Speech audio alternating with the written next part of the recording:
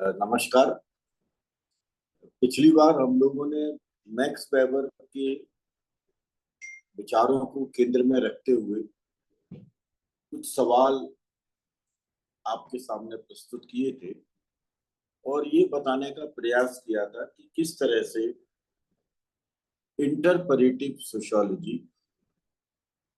यानी निर्वचनात्मक समाजशास्त्र और वर्स्टहैन मैक्स वेबर के दृष्टिकोण का एक बहुत महत्वपूर्ण हिस्सा बना।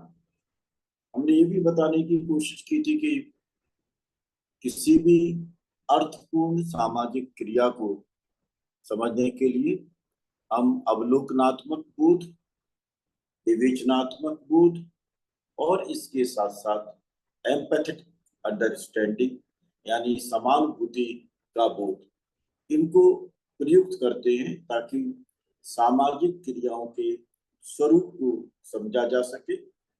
अगर हम इन तीनों स्तरों को इस्तेमाल करते हैं तब फिर न केवल हम कारणों के स्तर को जान सकते हैं बल्कि उस सामाजिक क्रिया के अंदर जो अर्थ हैं उन अर्थों की एडिक्वेसी को भी जान सकते हैं। और ये जो पक्ष है, यह पक्ष मैक्स वेबर के पद्धति शास्त्र को हमारे सामने प्रस्तुत करता है। पद्धति शास्त्र, जैसा कि पिछली बार भी बताया था, मैक्स वेबर के योगदान का एक बहुत महत्वपूर्ण पक्ष है। जब मैं मैक्स वेबर के बहुत सारे आर्गुमेंट्स को पढ़ रहा था तब मुझे ऐसा लगा कि जो जर्मन ट्रेडिशन है उस ट्रेडिशन के अंदर इंडिविजुअलाइजिंग और पर्टिकुलराइजिंग, ये दो अप्रोचेस काम कर रही थी। ये हिस्टोरिसिज्म के अंदर भी दो अप्रोचेस विद्यमान थे।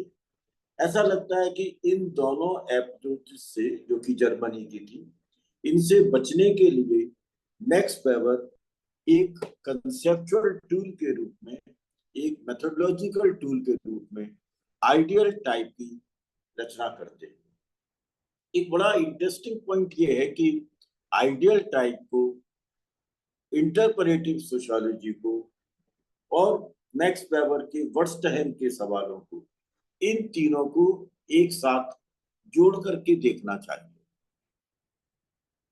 जब वेबर के आइडियल टाइप को हम पढ़ेंगे और उसकी चर्चा आगे करेंगे, और उसके पहले हमने मैक्स वेबर के द्वारा प्रस्तुत सामाजिक क्रियाओं के वर्गीकरण की चर्चा की है और बहुत विस्तार से चर्चा की है, तो ऐसा लगता है कि आइडियल टाइप के माध्यम से मैक्स वेबर कुछ पक्ष हमारे सामने रखने की कोशिश कर रहे हैं।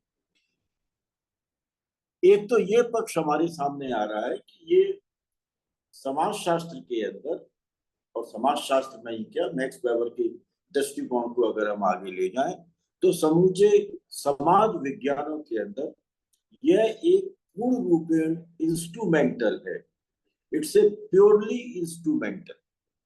और प्योरली इंस्ट्रूमेंटल अगर है तो इसके साथ साथ दो विशेषताओं को और देखें। ये अनिवार्य है, अपरिहार्य है, इंडिस्पेंसिबल है, लेकिन इंडिस्पेंसिबल होने के साथ साथ यह इनसफिशिएंट भी है।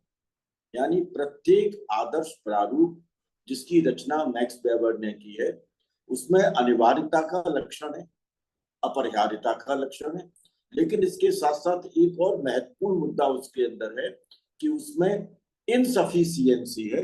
यानी हम उसी परिघटना से संबंधित अनेक आदर्श प्रारूपों की रचना कर सकते हैं यदि समाज वैज्ञानिक एक ही सामाजिक परिघटना के अध्ययन को करने की कोशिश करें। अगर मैं, मान लीजिए, किसी परिघटना का अध्ययन करता हूं तो उसके लिए मेरा आदर्श प्रारूप जो निर्मित होगा मेरे द्वारा, वह आदर्श प्रारूप जरूरी नहीं कि दूसरे समाज वैज्ञानिक के आदर्श प्रारूप के साथ में मेल खाता हो। उन दोनों के अंदर भिन्नता होगी, दोनों में इंडिस्पेंसिबिलिटी होगी, लेकिन दोनों में इनसफिशियंसी है, क्योंकि जिस मीनिंगफुल सोशल एक्शन की विशेषताओं को लेकर के आप चलेंगे, वे सोशल एक्शन की विशेषताएं मेरे विश्लेषण में और अन्य समाज वैज्ञानिकों के विश्लेषण में समान प्रकार की हों, यह कोई जरूरी नहीं है। इनके बीच में अलग अलग किस्म के डिफरेंसेस बिल्कुल पाए जा सकते हैं। इसका मतलब ये हो गया कि वेबर समाजशास्त्र के डोमेन से एक्चुअल एग्जिस्टिंग मीनिंग को एक्सपेल करना चाहती है। एक्चुअल एग्जिस्टिंग मीनिंग क्या है? जो हमारे सामने है, जिसको कि हम एक कॉन्क्रीट मीनिंग के रूप में देख रहे हैं, एक मूर्त अर्थ के रूप में देख रहे हैं, लेकिन वह मूर्त अर्थ स्वाभाविक है कि इंडिस्पेंसिबल तो है, लेकिन इनसफिशियंट है। और इसलिए उस इनसफिशियंसी के पक्ष को दूर करने के उद्देश्य से हमें अनेक प्रकार की विशेषताओं पर ध्यान देना होगा।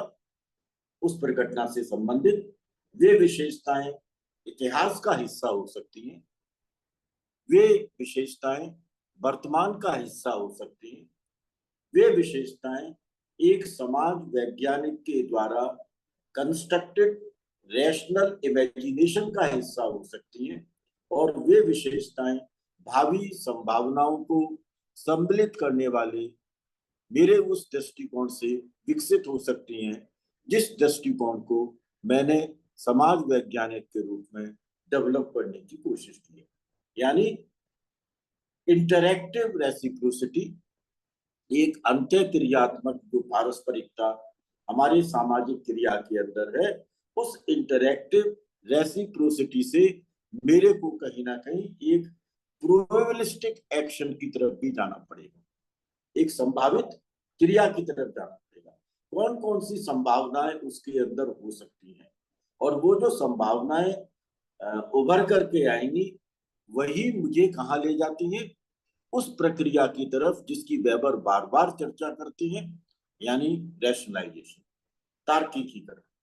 तार्किकीकरण की जो प्रक्रिया है, वह प्रक्रिया किस रूप में उपस्थित होगी, यह तो मैं बता सकता हूं, इसकी जानकारी मैं विशेषताओं के आधार पर विकसित कर सकता हूं, लेकिन जिस एग्जिस्टिंग सोशल रिलेशन को या जिस सामाजिक क्रिया को मैं स्टडी कर रहा हूं, वह उस रैशनलाइजेशन की प्रक्रिया में कितना इन्वॉल्व है, उसकी कितनी विशेषताओं को सम्मिलित करती है, यह मुझे देखना पड़ेगा। और इसलिए ये कहने में हमें कतई संकोच नहीं होना चाहिए कि मैक्स वेबर का निर्वचनात्मक समाजशास्त्र एक व्यापक रूप में आदर्श प्रारूपों के ऊपर आधारित है। अगर आदर्श प्रारूपों का अध्ययन हम लोगों ने नहीं किया, तो हम शायद मैक्स वेबर के निर्वचनात्मक समाजशास्त्र के संदर्भ को नहीं समझ पाएंगे। एक और पक्ष इसके साथ जुड़ता है। मैक्स वेबर जब ऑब्जेक्टिविटी इन सोशल साइंसेस की बात कर रहे थे, तो उन्होंने एक संकेत दिया था कि जितने भी विज्ञान है, चाहे वो प्राकृतिक विज्ञान हो, चाहे वो समाज विज्ञान हो, उनके अंदर दो पक्ष पाए जाते हैं। एक तो सिलेक्शन पाया जाता है, यानी प्रत्येक वैज्ञानिक अपने अपने दृष्टिकोण से, अपनी अपनी चेतना के हिसाब से विशेषताओं का सिलेक्शन करता है। और वो विशेषताओं का सिलेक्शन मैंने जैसे बताया, अतीत, वर्तमान, अमूर्त और भावी संभावनाओं को लेकर के हो सकता है। और दूसरा पक्ष ये था कि प्रत्येक विज्ञान, चाहे वो प्राकृतिक हो, चाहे वो सामाजिक हो, उसके अंदर कहीं ना कहीं अमूर्तता का तर्क होता है।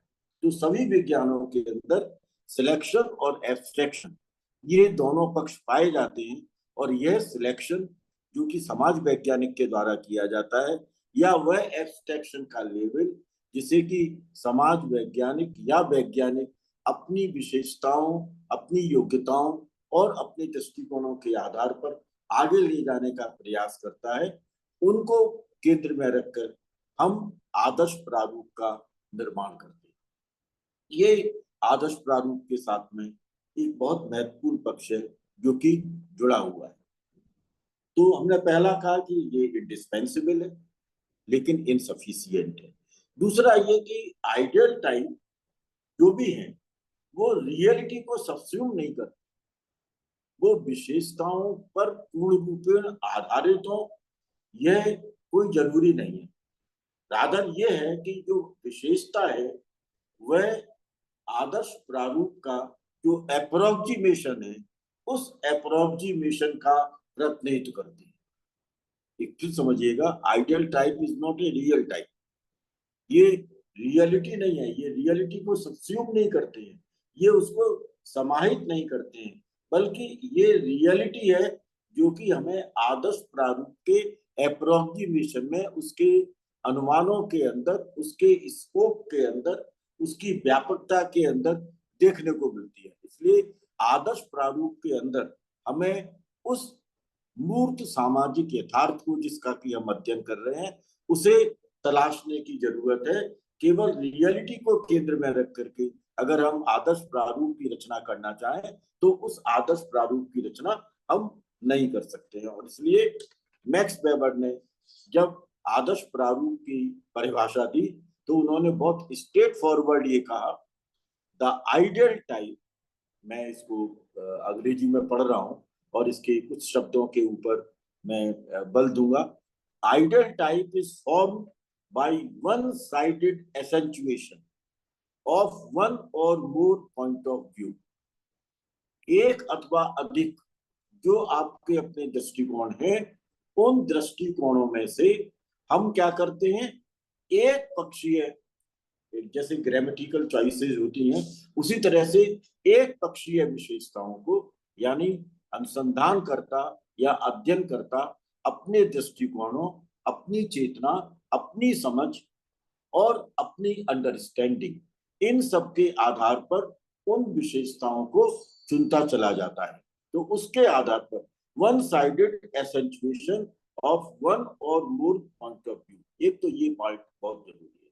और दूसरा, बाय द सिंथेसिस, हम बहुत सी विशेषताओं का अब समन्वय कर रहे हैं, उन विशेषताओं को हम जोड़ रहे हैं, उन विशेषताओं को हम इकट्ठा कर रहे हैं। किस आधार पर? डिफ्यूजन। हम जगह जगह पर देख रहे हैं कि उस प्रघटना से संबंधित विशेषताएं कितने प्रकार की हैं, किस तरह की हैं। तो ग्रेट में डिफ्यूज, वो डिफ्यूजन का हिस्सा हो सकती है, वो डिस्क्रीट हो सकती है, कई जगह पर भिन्न भिन्न स्वरूपों के अंदर हमको देखने को मिल सकती है। वो कई जगह पर प्रेजेंट हो सकती हैं, दे आर मोर और लेस प्रेजेंट, वो विशेषताएं कई जगह पर उपस्थित हैं। लेकिन ऐसा भी हो सकता है ऑकेजनली कि वो एब्सेंट हो, वो वहां पर उपस्थित ही ना हो, तो लेकिन वो मेरी चेतना के अंदर शामिल है। मैं उनकी समझ को कहीं ना कहीं रेखांकित करता हूँ इतिहास के आधार पर या अपनी रचनात्मक कल्पनाशीलता के आधार पर, उसे हम शामिल करते चले जाते हैं।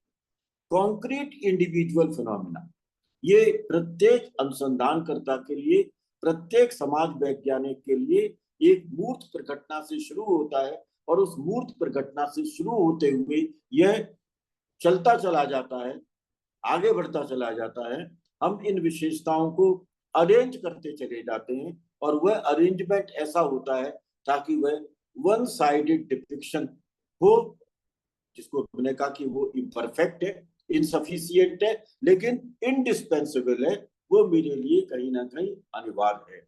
और ये एक यूनिफाइड एनालिटिकल कंस्ट्रक्ट के रूप में, एक समन्वित विश्लेषणात्मक रचना के रूप में मेरे सामने आ जाता है।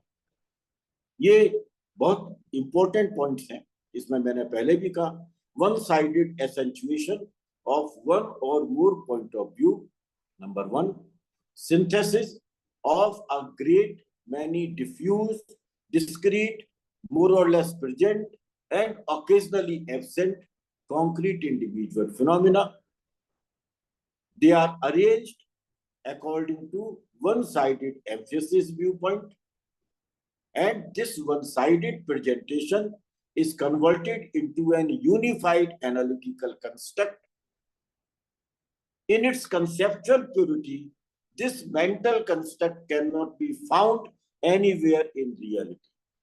अब मैक्स वेबर ने अपने दृष्टिकोण को बिल्कुल यहाँ पर प्रस्तुत कर दिया कि अगर आप इसको एक अवधारणात्मक शुद्धता के रूप में देखेंगे, कंसेप्चुअल प्योरिटी के रूप में देखेंगे, तो यह अनुसंधानकर्ता की एक मानसिक संरचना है, ये मेरी एक चेतना मूलक संरचना है जो कहीं पर भी यथार्थ के रूप में नहीं पाई जाएगी।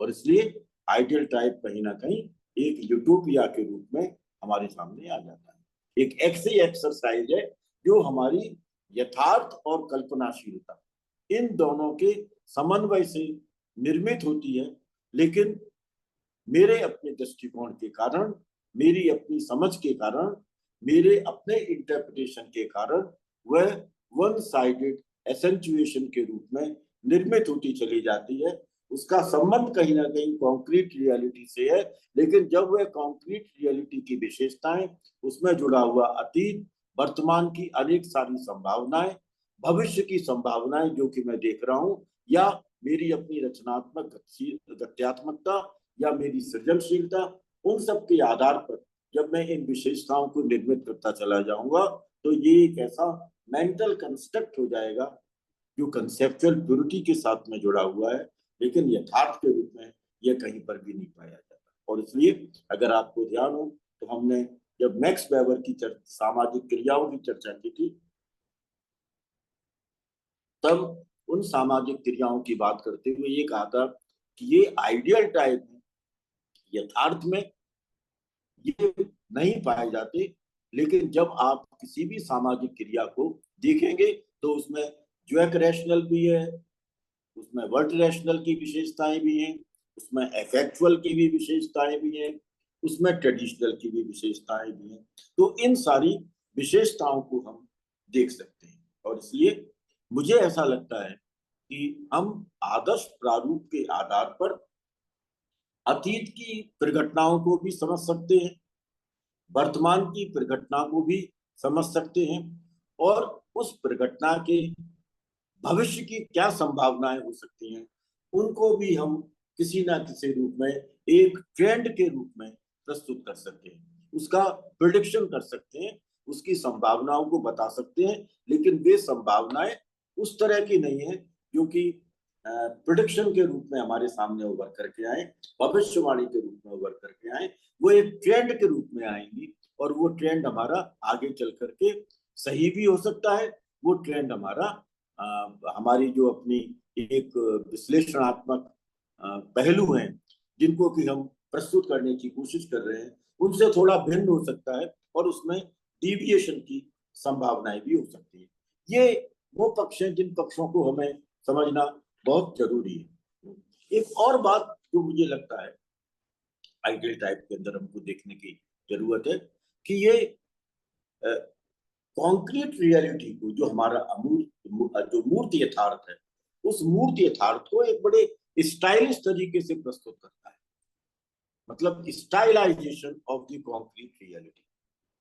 लेकिन ये भी इसमें संभव है कि उस स्टाइलाइजेशन ऑफ रियलिटी में कुछ डिस्टॉर्शन हो, कुछ ऐसे पक्ष भी हों जो गलत हैं, या जो डिस्टॉर्ट फैक्ट्स के रूप में, जो जिसको कहें कि घुमा फिरा करके हम जिनको प्रस्तुत कर रहे हैं, उसके अंदर डिस्टॉर्टेड भी हो सकते हैं वो, और किसी ना किसी रूप में वो हमें एक आर्बिट्रेरी करेक्टर को भी दिखा सकते हैं।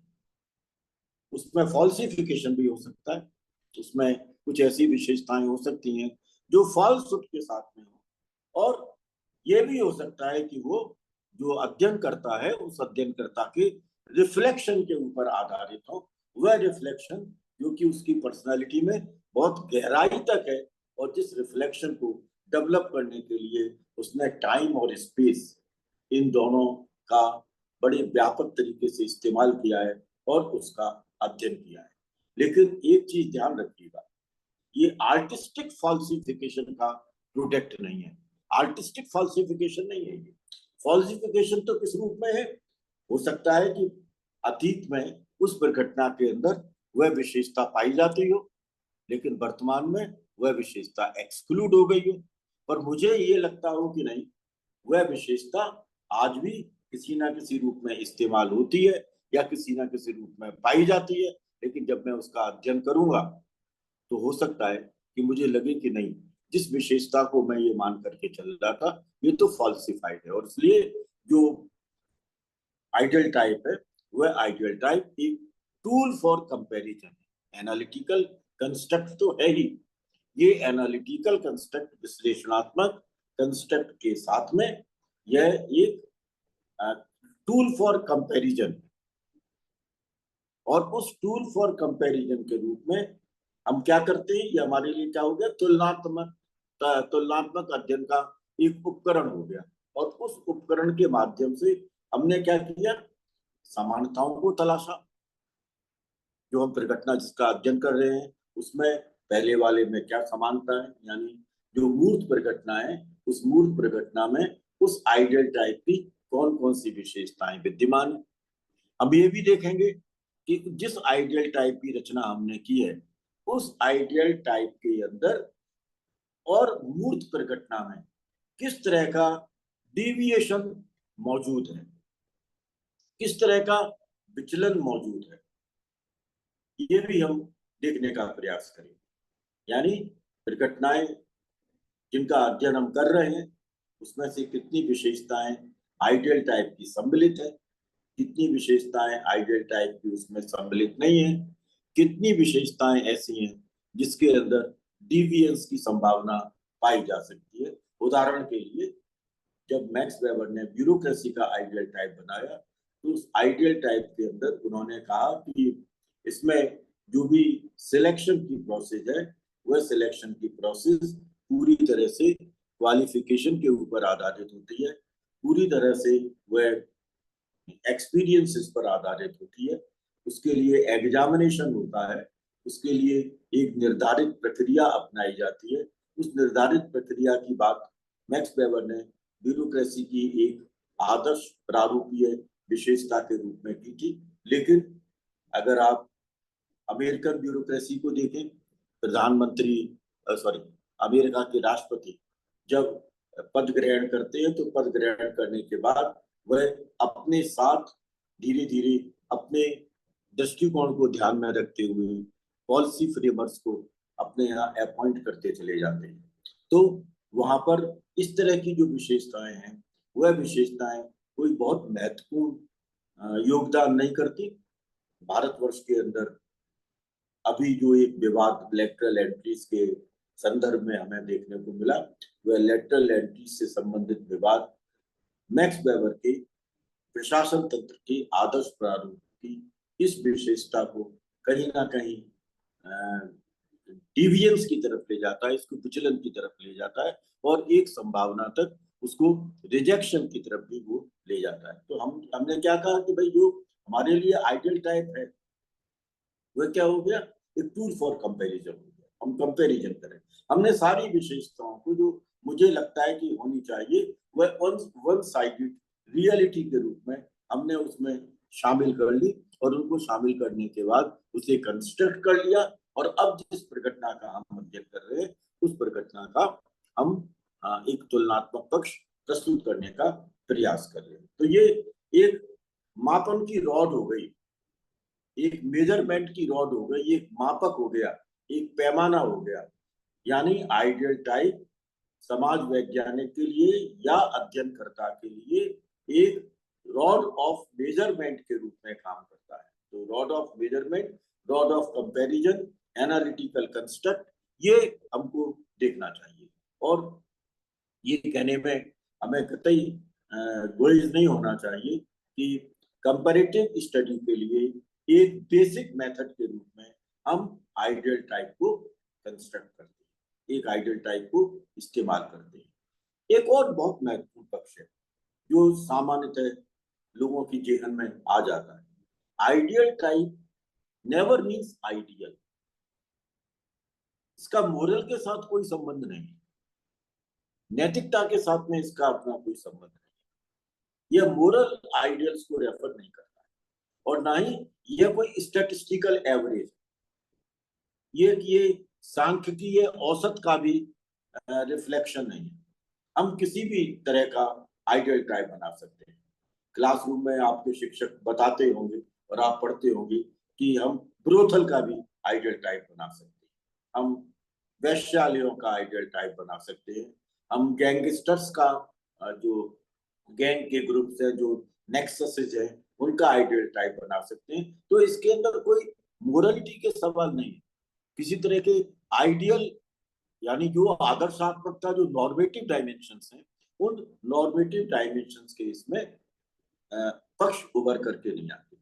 इन सब के साथ में हमको ये देखना चाहिए कि जो हमारे सामने सामाजिक संबंध हैं, जिन सामाजिक संबंधों की हम चर्चा करते हैं, जिन सामाजिक संबंधों के अंदर एक म्यूचुअलिटी है, म्यूचुअलिटी का जो ओरिएंटेशन उस सामाजिक संबंध के अंदर पाया जाता है, यानी जिन संबंधों के अंदर आप हैं, जिन सामाजिक क्रियाओं के अंदर आप हैं, जिसमें आप कर्ता के रूप में काम कर रहे हैं, अब वेबर एक संकेत दे रहे हैं, तो वो सभी कर्ता अपने अपने दृष्टिकोण से उस सामाजिक संबंध का या उस सामाजिक अंत्यक्रिया का अर्थ निकालेंगे। ऐसा नहीं है कि मैं जब आपके सामने इस नैरेटिव को प्रस्तुत कर रहा हूं तो मेरा अपना उद्देश्य, मेरा अपना जो सब्जेक्टिव मीनिंग है वो क्या है, इसके पीछे इसमें किस तरह का उद्देश्य मेरा निहित है, और आप जब मेरी इस नैरेटिव को सुन रहे होंगे तो आपका अपना उद्देश्य क्या है। जो समाजशास्त्र का विद्यार्थी नहीं होगा वो इस नैरेटिव को सुन रहा होगा तो वो इसके क्या अर्थ निकालेगा। यानी जिन सामाजिक संबंधों के दायरे में हम एक दूसरे के साथ जुड़े हुए हैं, उसमें प्रत्येक कर्ता अपने अपने दृष्टिकोण से उन अर्थों को निकालने की कोशिश करता है, और जो हमारे अपने सब्जेक्टिव मीनिंग है अगर वही अलग अलग हो जाते हैं उन सभी कर्ताओं के जो उस सामाजिक संबंध के अंदर साझेदारी कर रहे हैं, तो स्वाभाविक है कि अनुसंधानकर्ता जब आदर्श प्रारूप की रचना करेगा तो उस आदर्श प्रारूप में वो अनेक ऐसी विशेषताओं को ले लेगा जो मेरा उद्देश्य नहीं हो, मेरे सब्जेक्टिव मीनिंग से नहीं जुड़ी हो, लेकिन एक्स के सब्जेक्टिव मीनिंग से जुड़ी हो, किसी के सब्जेक्टिव मीनिंग से ना जुड़ी हो, लेकिन अनुसंधानकर्ता उस उद्देश्य को अपने रिफ्लेक्शन के आधार पर तलाशने की कोशिश कर रहा हो, या अपने जो एक इमेजिनेटिव कंस्ट्रक्शंस हैं उन इमेजिनेटिव कंस्ट्रक्शंस को या अपने अतीत वाले पक्ष को ध्यान में रख करके उसको उसमें शामिल करने की कोशिश कर रहा है। मैक्स वेबर ने अनेक आइडियल टाइप बनाए हैं। इनफैक्ट मैक्स वेबर का समूचा जो समाजशास्त्र है वह आइडियल टाइप्स के ऊपर ही आधारित है। 3 तरह के आइडियल टाइप्स मुख्य रूप से हम इसमें तलाश सकते हैं। नंबर 1, जिसको कि कहा गया आइडियल टाइप विद हिस्टोरिकल पर्टिकुलरिटीज, ऐतिहासिक विशिष्टताओं के साथ उत्पन्न होने वाला आइडियल टाइप, उसकी बात की है।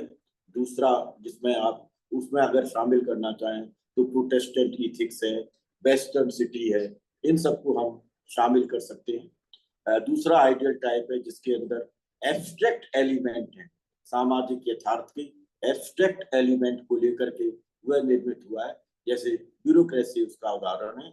और तीसरा एक रेमंड एराने का कि एक आइडियल टाइप मैक्स वेबर में ऐसा है क्योंकि rationalising reconstructions of a particular kind of behaviour, एक विशेष प्रकार के व्यवहार के रैशनलाइजिंग रिकंस्ट्रक्शन के साथ में जुड़ा हुआ है कि वो आइडियल टाइप है जो हमारे सामने है। और रेमंड एरा का मानना ये है कि जो इकोनॉमिक थ्योरी मैक्स वेबर ने दी उसमें जितने भी प्रिपोजिशंस मैक्स वेबर ने बनाए हैं वो सब इस तीसरे आइडियल टाइप का हिस्सा है। तो ये 3 तरह के ideal type, in ideal type से जुड़ी हुई विशेषताएं, how can we construct this ideal type, and how ideal type becomes a tool or a basic method for making comparisons of the concrete reality with prevailing past, with the existing future, and with the existing present and the possibilities related to future। इन सबको ध्यान में रख करके max weber ने इसकी रचना की है, और मुझे लगता है कि मैक्स वेबर का यह योगदान समाजशास्त्र के क्षेत्र में एक बहुत महत्वपूर्ण योगदान के रूप में स्वीकार किया जाना चाहिए, और इसको स्वीकार किया गया। इसकी अनेक आलोचनाएं हैं जिनकी कभी आगे हम चर्चा करेंगे। मेरे इस चैनल को आप सब्सक्राइब कीजिएगा, और कई तरह के प्रश्न, कई तरह की क्वेरीज, कई तरह के क्वेश्चंस लाइकिंग में और स्टेटमेंट्स में डालिए, ताकि हम लोगों के बीच की जो इंटरेक्शन है वह इंटरेक्शन लाइव हो सके। बहुत बहुत धन्यवाद।